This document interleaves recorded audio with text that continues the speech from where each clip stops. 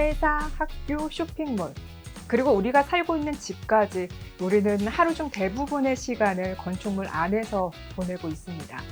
하지만 안타깝게도 이런 건축물들이 화재 사고로 인해 우리의 소중한 일상을 위협하기도 하는데요. 이에 전주시 의회 최명권 의원이 5분 자유발언을 통해 화재 사고에 대한 경각심을 일깨우고 이를 예방하기 위한 전주시의 적극적인 노력을 촉구했습니다. 어떤 문제점을 지적했는지 최명권 의원의 5분 자유발언 함께 들어보시겠습니다.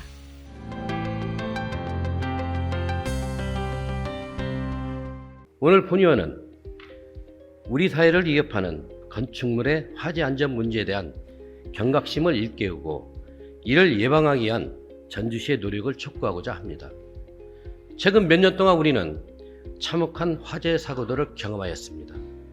제천 스포츠센터 화재, 이천 물류센터 화재, 카카오센터 데이터센터 화재, 밀양 세종병원 화재 등 최근 발생한 토봉구 아파트 화재까지 화마는 소중한 생명과 재산을 앗아갔으며 우리 사회에 큰 슬픔과 분노를 안겼습니다.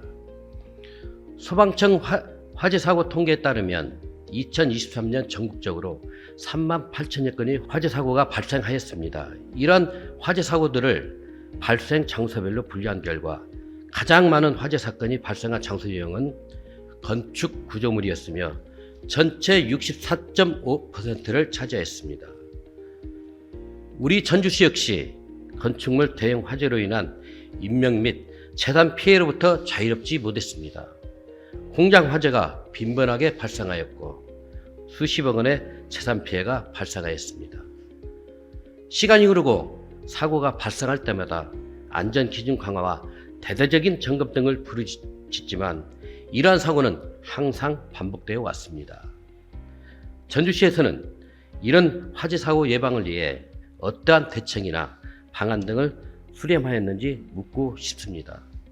건축법과 시행령, 건축물관리법 등 수많은 법적, 제도적 장치들을 통해 건축물의 화재 안전 기준은 지속적으로 강화되어 왔습니다.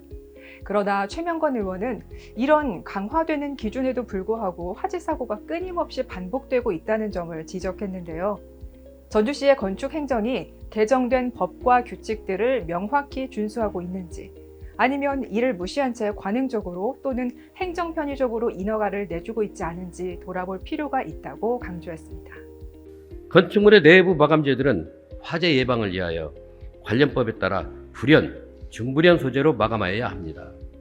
그러나 단가를 맞추거나 공사기한을 단축하기 위해 규제의 허점을 이용하여 방화 성능이 낮은 소재를 사용하는 일이 빈번하게 일어나고 있는 현실입니다.